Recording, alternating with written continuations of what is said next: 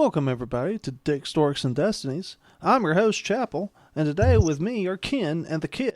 And we're continuing our conversation about the quality of writing and how it's gone down and how maybe we have a glimmer of hope for the future.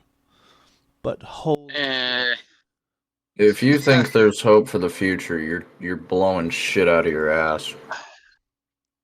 yeah, I highly doubt there's going to be any hope. I mean, after the last episode, we kind of broke off from different places again.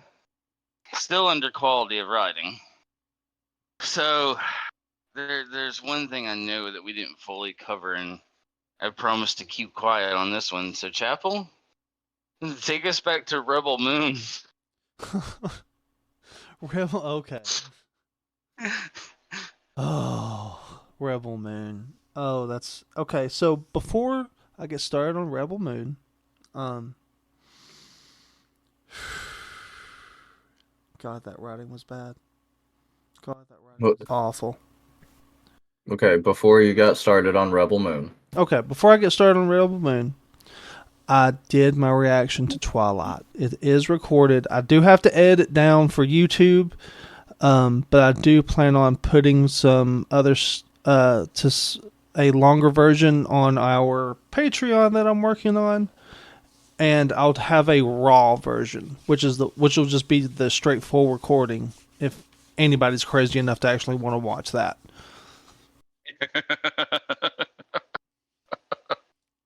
So Oh no, I kind of do.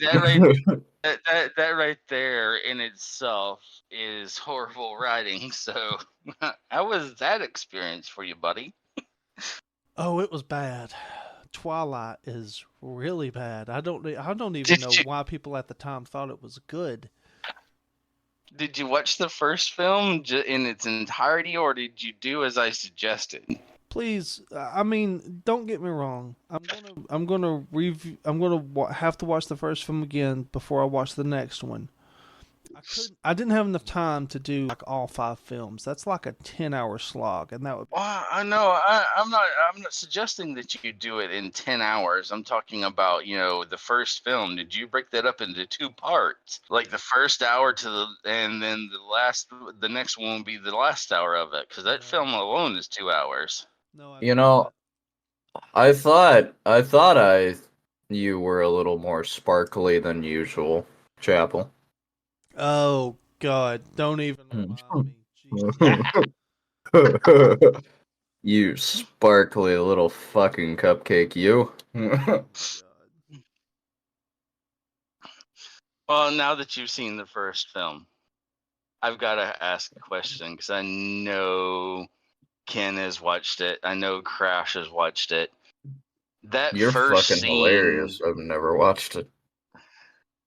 Where Bella walks into the classroom and Edward catches a smell of her. What was she on her time of the month? Were you not thinking fish market the way he covered his face?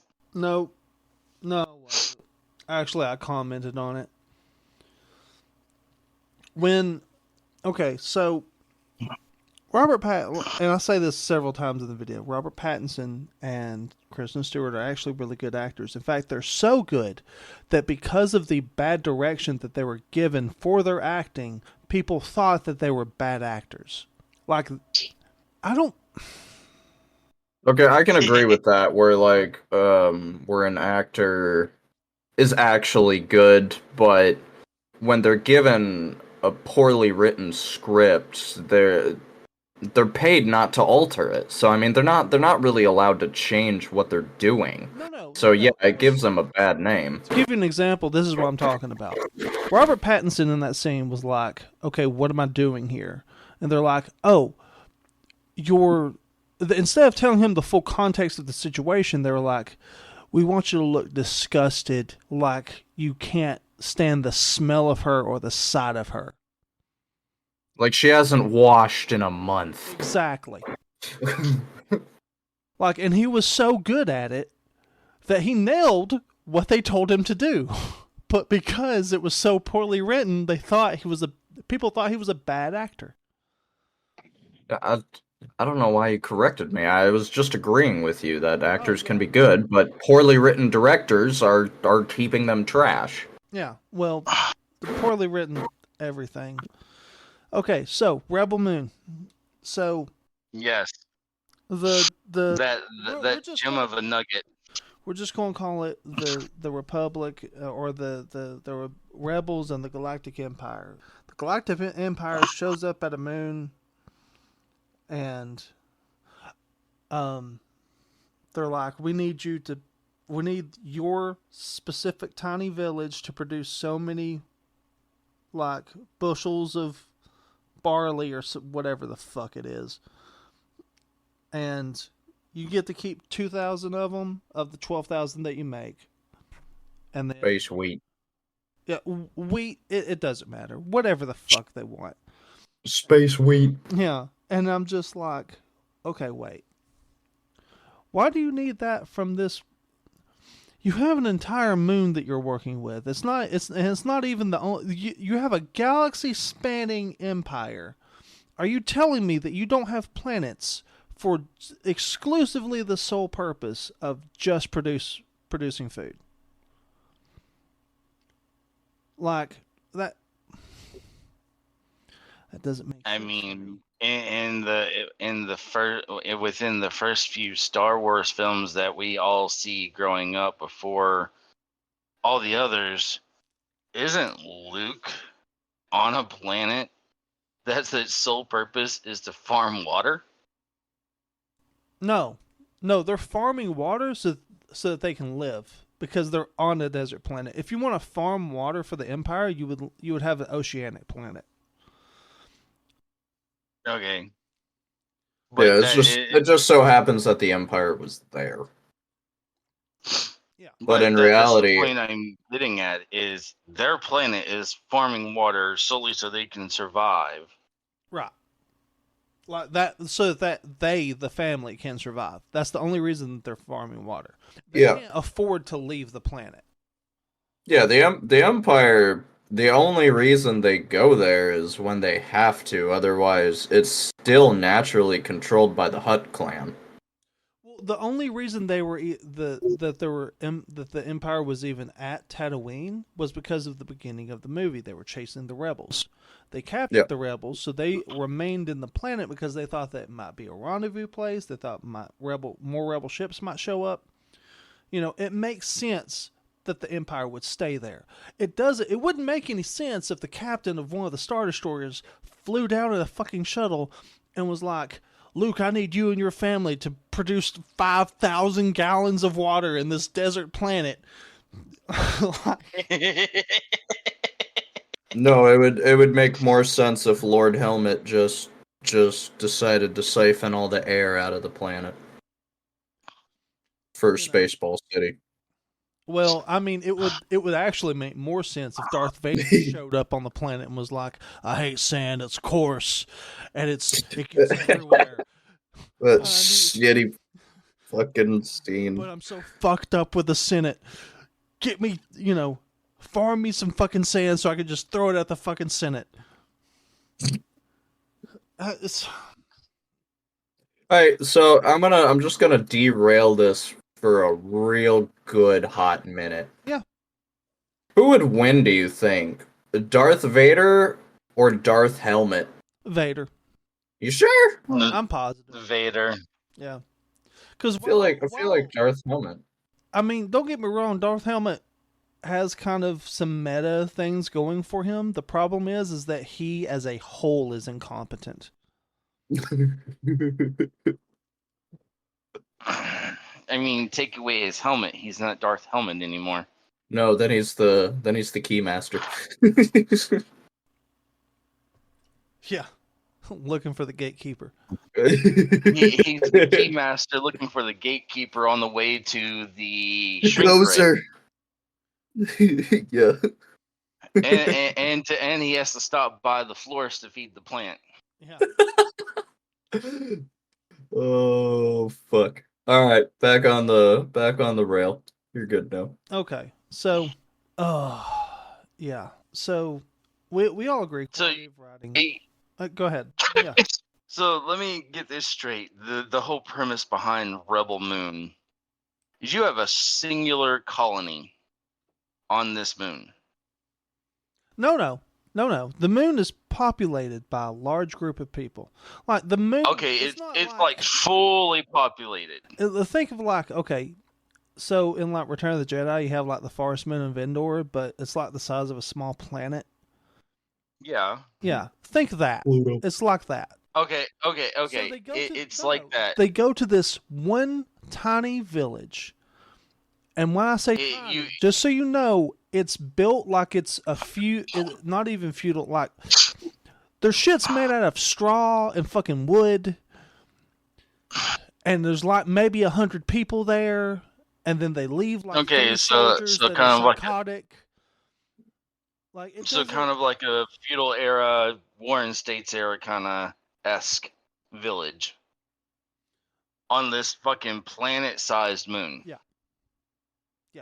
Just that one village, but there's multiple other villages like that. Well, you got it. You're certain.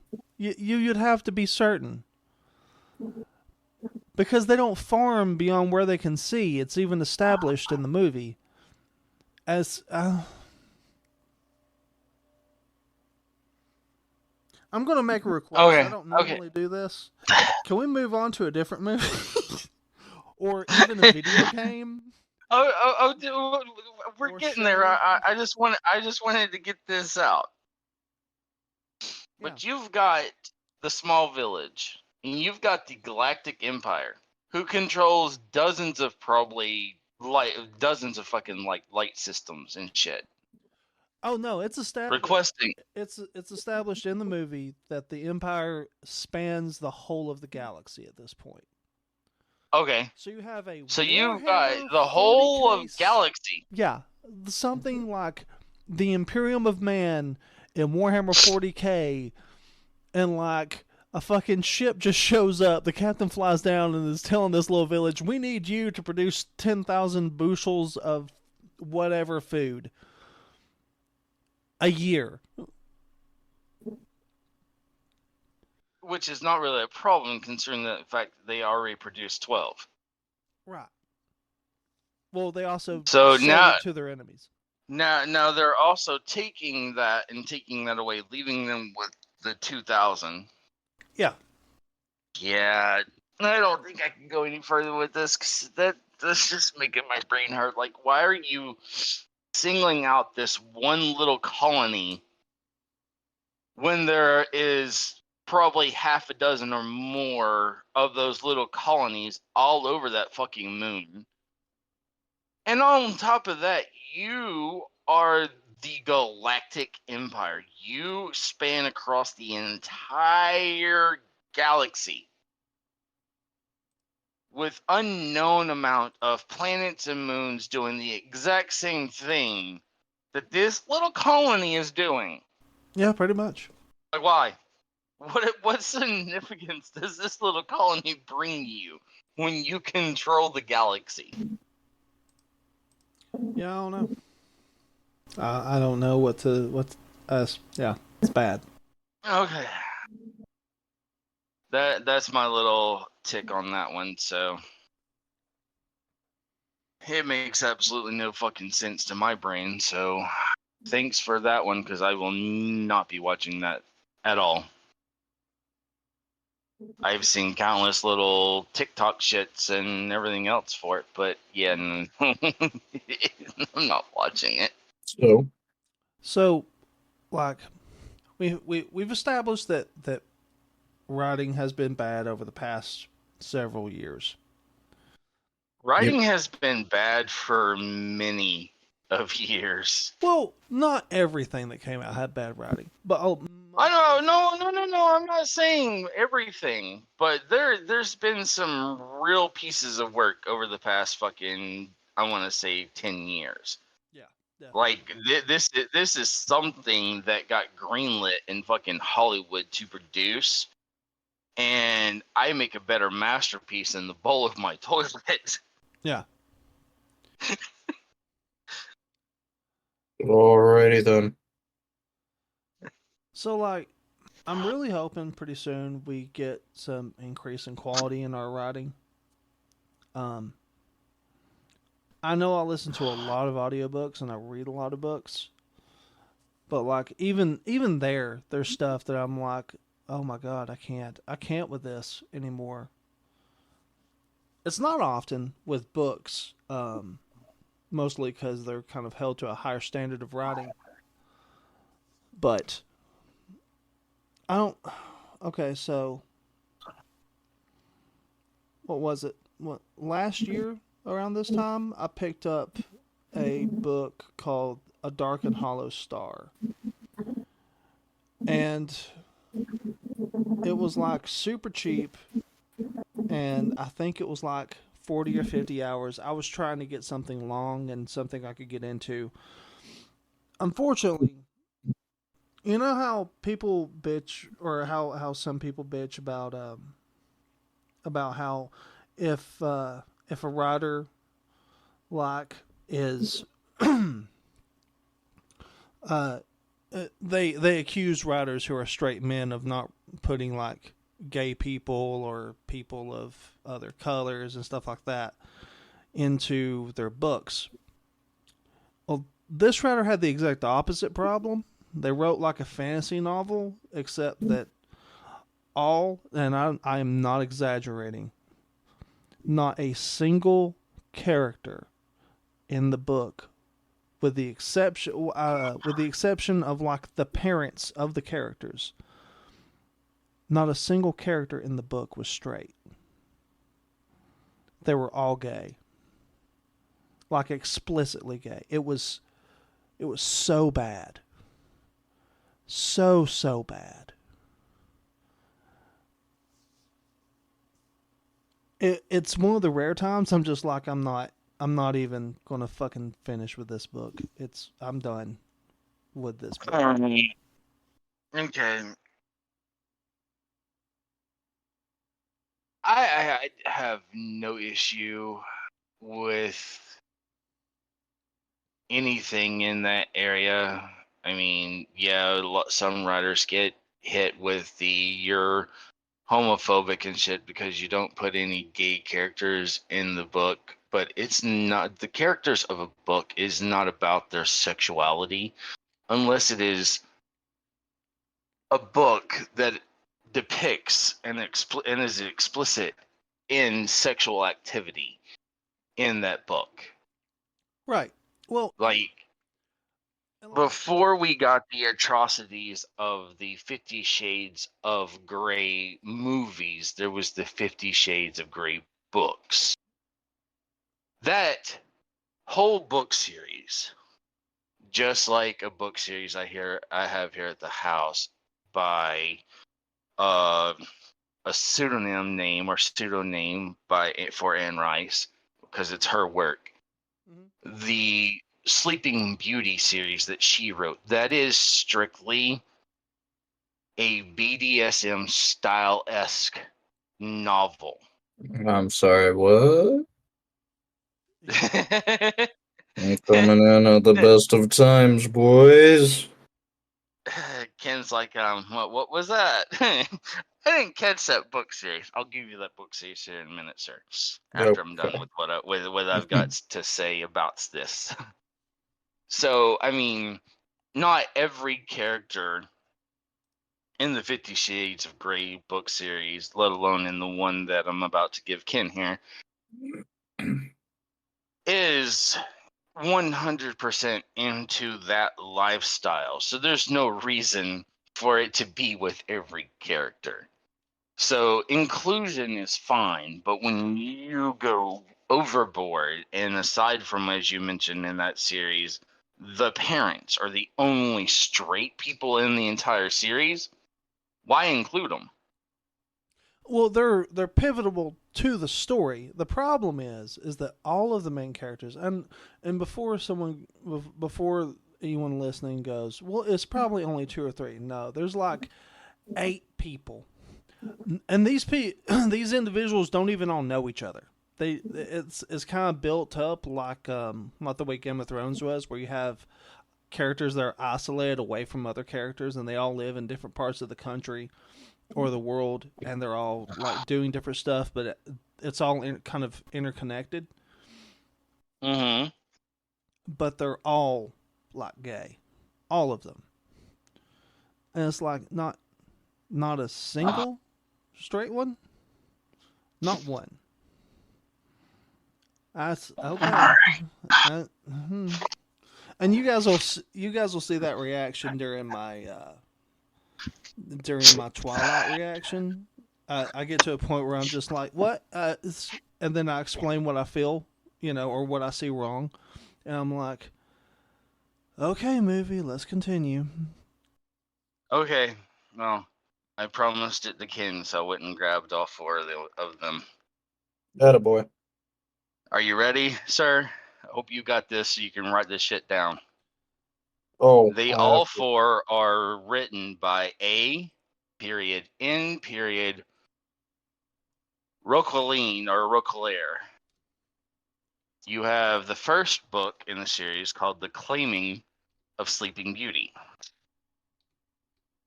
The second one in the series is called Beauty's Punishment. The third one in the series is called Beauty's Release. And the last one is called Beauty's Kingdom. Woo. I have no shame. Leave me alone. He's going to his Amazon right now.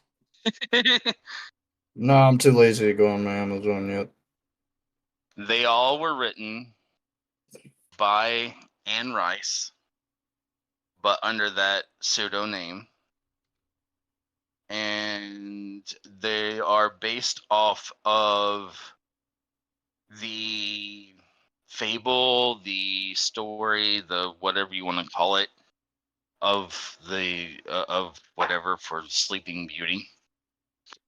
But they're not kid friendly. No. Those are the best kind.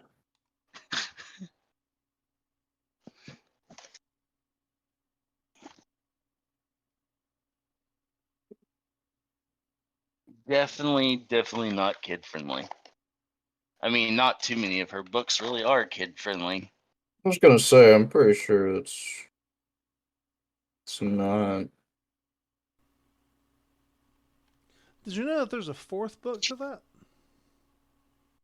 That is, there. What do you mean? Well, I think he just gave me all 4 books. You got The Claiming of Sleeping Beauty, the Beauty's Punishment, Beauty's Release, and Beauty's Kingdom. Never mind. That's 4. Yeah, that's 4. Chapel, where were you? I don't know. You fucking you're sitting there thinking about Rebel Moon. Oh, I got that.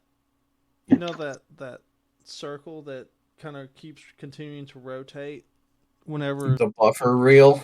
Whenever it's processing. The buffering wheel. Yeah, that's what's on my head right now. It's just, oh god. Oh crap! Chapel's turned into a Sims character. His brain is fried right now, and we've got to give him some patience on that one. Between the topic of Rebel Moon and his reaction to Twilight. I'm telling you, Chapel's getting real sparkly. That's not the sun that's out right now.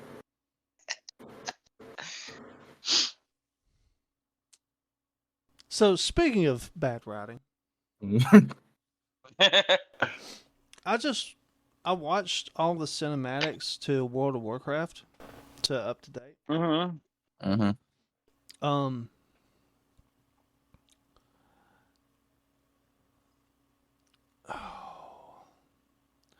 So the writing was good right about up until, I would say, Pandaria. And then after Pandaria, for me, the writing started falling off. Are you talking about the actual game cinematics that we get for the games? Yeah. Well, it's not just the cinematics. Like, I was there for all of that. I even played up to Pandaria, and the in-game writing was really good, especially during like Vanilla, the Burning Crusade, and Wrath of the Lich King. After that,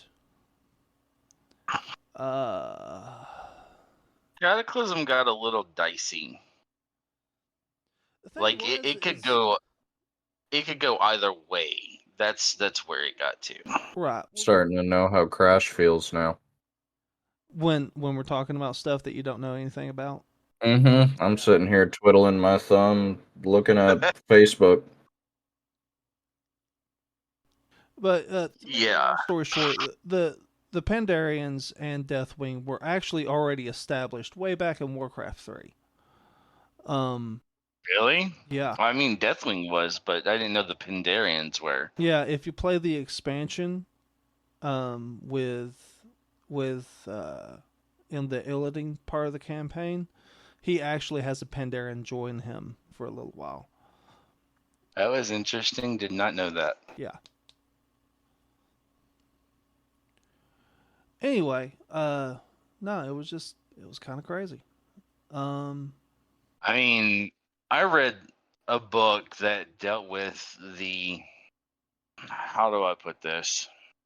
It's the events that fall in between the Mist of Pandaria and the Warlords of Draenor. Mm-hmm. It's the Garrosh Hellscream trial that they were holding. And they put, what's his face? Oh, fuck. They put, what's his, Blaine Bloodhoof?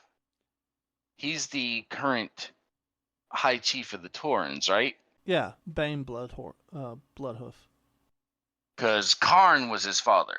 Yeah, and Garrosh killed him. Yeah. They put him as Garrosh's fucking attorney, so to speak, to defend Garrosh. I found that hilarious. Not only are you giving a guy who really doesn't like Garrosh because of the death of his father, but, according to, all the myth, all the lore, that is just how, I guess, how the Horde works. Whenever they have a dispute amongst each other, they choose a battle to death. Yeah, no, it's Mak'gara. And that's actually how Thrall's father died. Because it's a one-on-one fight, and you're not allowed to use magic. Well, I mean, that's exactly what happened. Garrosh ended up killing Karn because of the Mak'gara, and it was supposedly a fair fight. Yeah, but Garrosh didn't know about that. Garrosh didn't know that, I can't remember who it was, but there was a faction that had poisoned Garrosh's axe, so that when it cut into Cairn, he was slowly being poisoned to death. And it goes, like I said, it goes into it. It's a whole trial. And instead of, I don't know, it's the chi fucking beings in Pandera that are judging this. You've got, because I don't fucking remember them all, but I remember the tiger and the crane. And they find Garrosh guilty of certain things, but also innocent in certain actions because he is who he is, and I guess something helped corrupt him, and he was sentenced to serve out the rest of his life in prison, so to speak. Then he ends up breaking free with the help of a gold dragon. And that's the reason why we end up with Warlords of Draenor, because they cross timelines and go back. Yeah, basically the black, or not the black dragonfly, the what are they called? The Twilight Drakes. The Twilight. Yeah. It's the evil version of the of the Gold Dragon flight. Yeah, it's a long story. It's kind of convoluted at this point. I got a strange one for you. Yeah. Alright. So now we're starting to talk about video games and stuff like that. Yeah. I'm gonna go ahead and be that guy. Chat, if you're getting upset over this, I'm sorry. Go fuck yourself at that point. Legend of Zelda. Let's delve in. So, we can all remember What all do you playing. want to say about Legend of Zelda? Oh no, this is probably gonna be the last half hour of our session. Let's delve in, boys. I'm cool with that. I'm not as familiar as you are, so I'm gonna have to go and. I'm not extremely familiar. Like, I'm not a devout. Fuck. Especially at my age, will tell you I have not played all of the Zelda games. However, I have played quite a good chunk of them. I've not played all of them either, so. So when we started Legend of Zelda, it was called The Adventures of Link. Uh-huh. Or no, I'm sorry. The first one was called Zelda, I believe. No, we're gonna look this up. Chapel, proofread it. Yeah, I'm looking at it right now, actually. I want to say the first official was just Zelda. And then it started going to like The Adventures of Link, and then it was the Legends of Zelda, so on and so forth. The point was the whole basis of the original idea. First, it was a top-down, because that's what it was of its time. Okay. It was top-down, it was a side-scroller, and then they started investing in 3D. Mm-hmm. Now, I personally can say I love the Zelda games. They've been solid throughout my whole life, until we reach a certain point. Looking at you, Nintendo Wii. Looking at you. After the last, and in my personal opinion, one of the greatest written games of Twilight Princess, came the Abomination Spawn that came out shortly after that for the Nintendo Wii. And the Wii U. And the Switch. That is Skyward Sword. When everyone started speaking, that game was highly poorly written. And then, not only did they do that, granted, yes, I will say in a way, yeah, they did redeem Zelda by bringing in Breath of the Wild and Tears of the Kingdom. I played Tears of the Kingdom, I played Breath of the Wild. They're solid games. However, here is my issue. And you could use this on God of War just the same. I'm actually getting tired of all these open world games. Look, I understand that makes it so you can add more game time to a game and then it's more worth its money. But I don't know if anyone remembers, but once upon a time, open world wasn't always mandatory or always needed. Sometimes you wanted a little bit of open world, but a straight path story. Especially if you're playing a single player game. You put too many open worlds in a pure only single player game, you're gonna get fucking bored after a while. Okay. Because there's no fucking ending. This is where I'm chiming in on that one, and because I agree with you. Yep, chime in. But where I'm going in at is the open world, and this is going to show my age because I remember playing Legend of Zelda games on the N64. Yep. What was the purpose of the open world in Ocarina of Time? Like you did not have to go through the entire open world to complete these bullshit side quests Just for what? For extra fucking slots and so on and so forth? So I think when it came to Ocarina of Time, the whole purpose of like that was definitely during their experimental phase when they started getting the whole three-dimensional and really pushing it to see how far they could launch the game. But even still, and here's the biggest difference. You take a game like Majora's Mask or Ocarina of Time, and then you pit it up against a game like Breath of the Wild or Tears of the Kingdom. At least those two still had a main objective. One main objective, and it was always the same. Go to all the castles or whatever places. Get the piece that you need from the boss. Get the Master Sword. Go fight the bad guy. Then you switch over to Breath of the Wild. Here's a parachute. Here's 7 objectives, main objectives. The Master Sword is optional. You don't need to have it.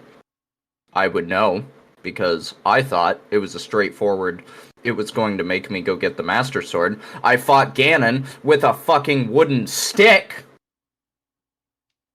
Shouldn't be possible, but guess what? He died. Yeah. It's the point of they took something that they have been using as an algorithm since the dawn of time when it comes to Zelda, and they threw it away. Now, granted, I'm still going to admit, yes, they are decent games, especially when I'm just sitting or laying back in my bed and I want to play something, but I don't really feel like investing a whole lot of brain power. Okay, I'll throw on Breath of the Wild or Tears of the Kingdom. I'll run around and fight shit all day long. Cool. Correct me if I'm wrong, but I do believe in the first Zelda game, considering that was mostly, like you said, it was top down and scrolling. Most people played that on a Game Boy or some other similar device. That was on the Nintendo Entertainment System. Yeah, that was on NES. Now I'm going to chime in because I have Go the ahead. exact opposite opinion. I believe open world games are fantastic and we should have more of them. No, now I'm not dissing that. It's where the problem lies is anyone that wants that nostalgic feeling of such a classic game is no longer getting that anymore. That has been taken away. Like I said, my absolute favorite to this day still is Twilight Princess for the GameCube. It was slight open world, but it was main objective. You had a directive and a way to go. Well, One big path to go. I think the main appeal of an open world game is you have an objective, it's in a location, and you have other ways to get to it. Which I understand. You have multiple avenues to get to it. That's one of the reasons why I still play on World of Warcraft private servers, is because I enjoy the option of like sneaking around and not taking the direct path of. Which I understand, but it's also just the matter of how the stories are written. That's the other thing about Zelda and what it's becoming. How the story is written. It's Look, I'm sorry, but Zelda is apparently just a dragon now. Who the fuck came up with that idea? It's really odd. I will say, There's no way that Zelda should have become a dragon. And now all of a sudden, the Master Sword has been given a title of which apparently it's actually alive now, and it's been alive this whole time. And I'm like, what? No, it's just a sword that was imbued from the gods. It's not alive. You can't tell me that the sword is alive. It's not. No, It never has been. it's alive, and it's gonna get its own character on Smash Brothers. Chapel, I'm going to hit you. No, that's. Oh no, that he's not wrong there. Oh It's my going god. if that is anything that would ever happen with Yes. Nintendo, Oh, I know. It Nintendo will get will its own make character. the fucking Master Sword its own goddamn character in Smash Brothers. He'll just float around swinging at people. Because That's absolutely that ridiculous. Like, that game, for what fun it is really, really just fucking ridiculous. no, you want to know what a good Zelda open world game was, and if kid, I hope you've played it, cuz fuck, it was such a good game. Wind Waker. Wind Waker was fun. Legend of Zelda and the Wind Waker. That was an open world, but that was fun. I'll agree. That was fun. That one was fun. That one was like, because I'm they not also gonna agree made with it. your favorite of Well, Twilight Princess. well, that's because you don't have class, and I will fight you. But Because you leave. I found Majora's Mask, Twilight Princess, and the Triforce Heroes all three garbage. And I refuse to play any of the two new ones. Okay. So Those are fighting words, sir. I'm going back. I'm looking at the storyline for Zelda. Now, listeners, if you ever decide to write anything, do yourself a favor. Do not write time travel into your story. All it does is make things a lot more complicated for you to have to go and fix. Yeah. If you know you're going to have time travel in your story, write it in from the very beginning and make sure you know that from the very beginning that that's what's happening. Otherwise, you're going to come across, how did that happen? Well, now I'm having to rewrite this, and then you're going to make so many mistakes, and it's going to be very, very bad. Time travel. It's been very bad with Zelda in its entirety because of the time travel aspect. I mean, what's so great about the fucking Master Sword that makes a fucking like 7-year-old elf age over fucking night? So long as he's holding that sword, but when he goes to put that shit back, Yeah, then he reverts he goes right back in he time. reverts right back to the fucking 7-year-old before he pulled it out of the fucking stone. Dude, I can just imagine some skit now. Like, you see the 7-year-old boy, he pulls out the Master Sword, all of a sudden he's an adult. All his hormones just launched through the fucking, his testosterone is just barreling out, and then he puts the sword back, but he still keeps the consciousness of what just happened, and now he's a 7-year-old going, what the fuck? Now I can't bang anybody! What the hell? What? So what? Zelda whipping out the sword is the equivalent of Mario eating a mushroom.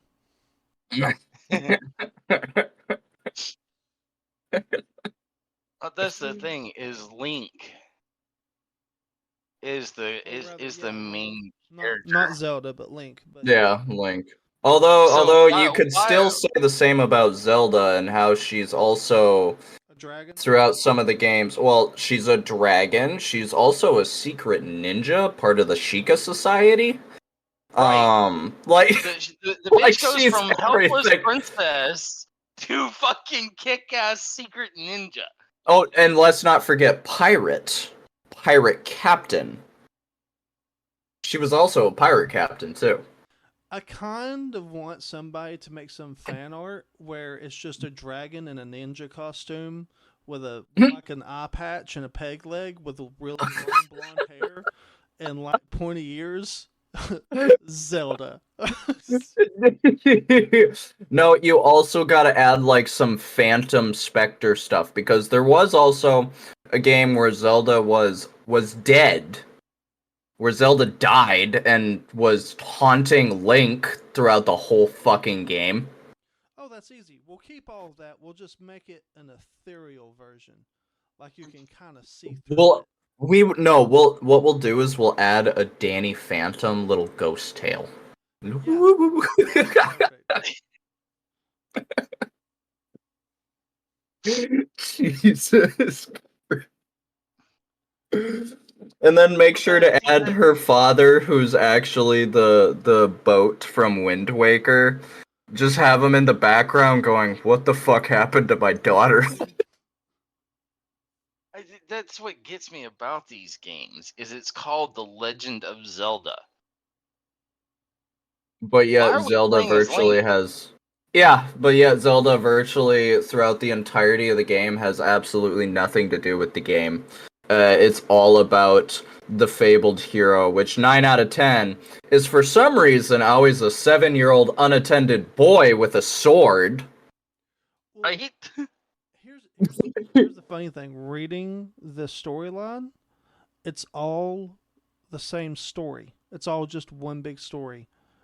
And the reason why it happens like that is because Zelda, or not Zelda, I'm sorry, Link is time traveling every time he uses the Master Sword. No, Yeah, but see, the here's Master the other Sword thing too. transformation like that. Go That's ahead. only a portion. The problem and this is why I say that because and okay, so I will admit this is where um this is definitely where Twilight Princess made it get really fucking weird. When you started getting like your secret techniques and stuff, the guy that was helping you was Link number 1. Like the original Link that was actually an adult from the Adventures of Link, and he's sitting there going, "New Link, you are squishy and feeble, and for some reason a teenager. Let me give you some power." And you're like, "What? Yeah, Who no, the fuck is this guy?" it's just him. It's just himself in the future. He taught himself everything he knows. Yeah, see, I see a major problem with this, and this is where I'm going to go with the Master Sword. You've got Link standing outside of a building. Says must be 18 to enter. Whips out the sword. Okay, I'm good. Here, let me whip out my sword, princess. Let me in. Sir, excuse me, sir. There's no weapons allowed in here. Shit. Hey, you're talking to an elf boy who can't speak a fucking lick of words. Look He's over the there. only one in the entire universe that can't speak. Look over there. It's Ganon. Yeah. Look, it's Ganon. It's a big piggy. I mean, how many times also do we have to defeat Ganon? Apparently in the actual Loric, only like 2 or 3 times, because apparently throughout the whole franchise, Ganon has only been around a couple of times. But I call bullshit because every end boss is named Ganon. It wasn't. Right. Wasn't the Arcana of Time? Wasn't he called Ganondorf? Yeah, The that's big his bad full at the name. beginning is Ganondorf, and then when you're fighting him at the castle to save the helpless princess, who's also the fucking badass ninja, Pirate dragon spirit thing. uh, he after you defeat Ganondorf, Ganon takes over, and Yeah, then you've got it's the big like evil demon piggy thing that you have to beat the the shit out of. piggy.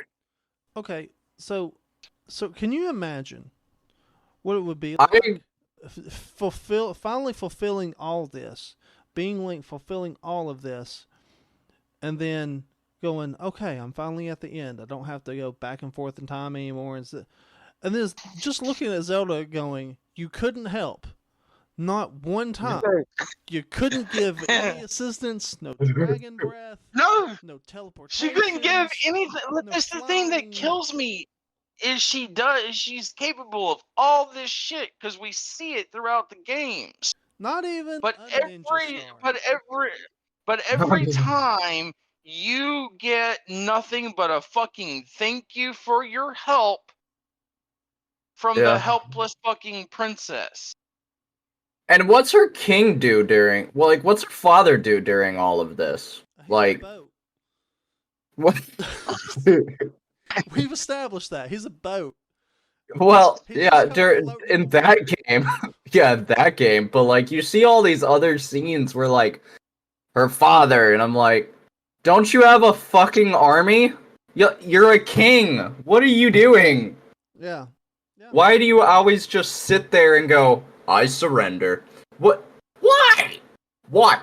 Stop Wait, letting I'm your- not done. I surrender. Stop letting your Here's a daughter 7-year-old boy get who's gonna beat you kidnapped. up. Yeah, literally. At this point, we need to just hire Liam Neeson to be the Stop. father. Stop letting her get fucking kidnapped and taken. You're a fucking king. Use your goddamn resources like you're supposed to. The King of Duridia is about to call Lone Star from. Please save my daughter. Funny enough, looking back at the Four Sword Adventures, how are the four links simultaneously fighting? No, they're all different. They're all different colors. They're different. They're all different colors. That's the Don't think That's about the it. reason why I can't stand the fucking Triforce heroes. Although, I will admit, the Oracle of Seasons was a fun game. That one was fun. That one didn't even involve Zelda. That one was just about a hero that was trying to fix the balance. And on top of that, we've kind of narrowed it down and discerned that the Master Sword is the thing that causes the time travel. Apparently. Why does he have an ocarina called the Ocarina of Time? Yeah, why does he get it? Yeah, and why does he get it from a goddess? Right. Who's been in the village for 7 years? And everyone's like, she was born here. Wait, she was a goddess? How was she born? You know what? That's too much work to think about. We're gonna play dumb and think that she died or something. Reincarnation. Yeah, no, and it's like, you're a goddess? Yeah. And There's just you couldn't so do it? much. Yeah, literally. You couldn't fix any of this on your own? You couldn't do it. Why did... dude, if I was Link, I would literally be looking at someone going, why am I here? I got out of bed. That's all I wanted to do was have breakfast. Not A goddamn.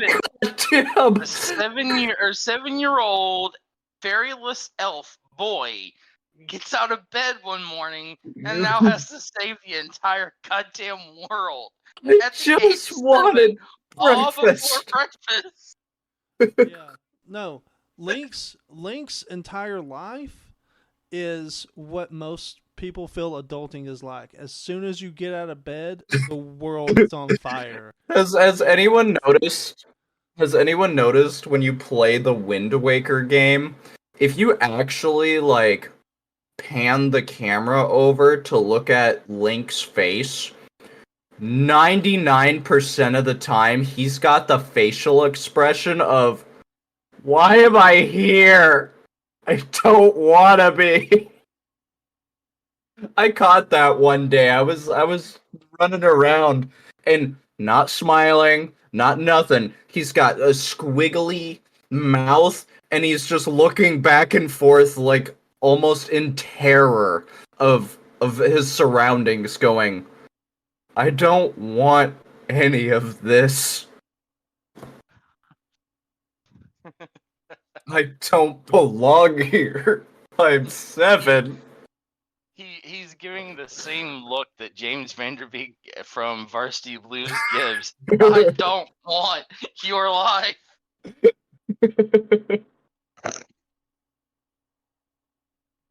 Oh Jesus. Yeah, it's and then not to mention Link is also a wolf. Hello, furry fandom. You got your wish. Yeah. Yeah. Yeah.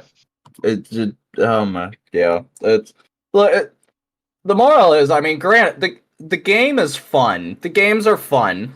We're all willing to admit that, but the story is just not thought out. Like, you got a group of guys or gals, I don't fucking care, sitting there at a desk or at this table in fucking Nintendo going, "Alright guys, you know what else we're gonna make? We're gonna make a Legend of Zelda game, but we're gonna add Mario to it. It's going to be Zelda, but we're gonna add Chain Chomps and Goombas, and we're gonna add a bunch of Mario stuff. Fucking bet. Let's go." Why? What is the point? What does a Chain Chomp have to do with Zelda? It's a pet. No! It's not supposed to be a fucking pet! Link's Awakening! Why? Why was that made? I swear to God, they keep talking about the wind fish in that game. But you know what I see on the top of that mountain? A giant Yoshi egg. I'm really waiting to beat that game and see a giant Yoshi hatch from it. How upset are you gonna be if that's exactly what happens? I'm gonna chuck the goddamn game out the window and I'm just gonna give you a refund for what I paid for. That's how upset I'm going to be. Oh, I cannot. Every time I go back to that game, like, I have to turn it off. I'm like, this is so stupid. This is so fucking stupid. Why am I fighting Mario shit? Why is there so much Mario shit? Why do I have a Yoshi plushie in my inventory? It's a crossover, man. It's a crossover event. I don't want a goddamn crossover of a goddamn plumber playing with a 7-year-old boy! That sounds so bad. That sounds so bad. Yeah, it does! Cause guess what? Mario's in his 40s. Link is in his 7! Why? 40-year-old plumber seeks 7-year-old elf. God damn it! Now I'm fucking pissed off. Fuck. No one sees what happens in the dark sewer. Oh, No. God damn it, you and I both thought the same fucking thing.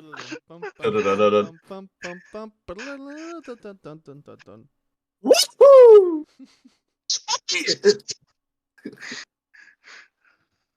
And then you hear Link. Yeah! You hear nothing after that. No wonder why Luigi's terrified all the time. Mario, what are you doing? Stop! It's a me. No! I mean, that's his catchphrase. It's me, Mario. Yeah, no wonder why Peach is always at Bowser's castle. She's like, dear God, get him away from me. Why does this pedophile keep chasing me? And now he can make all my Toadettes turn into me. Those poor, poor things. Yeah, you think Mario eventually gets a thing for the Toadette girls? Look, I've seen a lot of stuff. I'm pretty sure he already does. I mean, you know, I mean, he did That go on game- dates with Bowsette. that game itself, he's constantly going to the next castle because the princess isn't here. Yeah. And he's always got a never-ending fucking battle with Bowser just to rescue Princess Peach. When Peach and Bowser are actually married and they're not enemies because there was leaked proof from an older video game that Peach and Bowser were sharing alcohol together. Yeah. They were sharing alcohol and making bets on how long it would take Peach's stalker to get there. Sure. And how many sons he has to sacrifice. Yeah, no shit. You see a brain dead, plump little red plumber all of a sudden start running and booking it to a castle with a pipe or with a wrench in his hands, going, So do you think if he, because he gets real, he like grows whenever he eats a mushroom. Do you think the mushrooms are maybe the baby toads? maybe, but if I'm being always fully wondered- honest here, I always wondered why he didn't just eat the toads, because the toads kind of look like mushrooms anyway, just mushroom people. I've always They are wondered. mushroom people. I've always wondered why Luigi is always portrayed as like a scaredy cat. Because if anyone remembers playing any of the Paper Marios, when you would run into Luigi, he was always on some huge ass fucking adventure that you had no idea he was even doing, and he comes back and he's like, "Bro, I was made a king. This is awesome." And you're sitting there as Mario going, just drool coming down the side of your face going, "Huh. Eee." That that has more to do with King Boo than anything. Yeah, but still, like, Yeah. Luigi's kind of a badass, but everyone portrays him as this weak little, or this meek fucker that's always afraid of everything, even though he's taller than his brother. He's obviously smarter than his brother. Well, here's the thing. Funny enough, so you know how the antithesis of Mario is Bowser. Yeah. The antithesis of Luigi is King Boo. King Boo is Luigi's Bowser. He's always fucking with Luigi. And the reason why Luigi comes across as scared is because he's always fucking with fucking spirits and ghosts. Yeah. You got a Shit that point. can go through fucking walls and all kinds of shit. Yeah, you got a point. He's always fighting the phenomenon, whereas and that can genuinely just appear whenever. Yeah.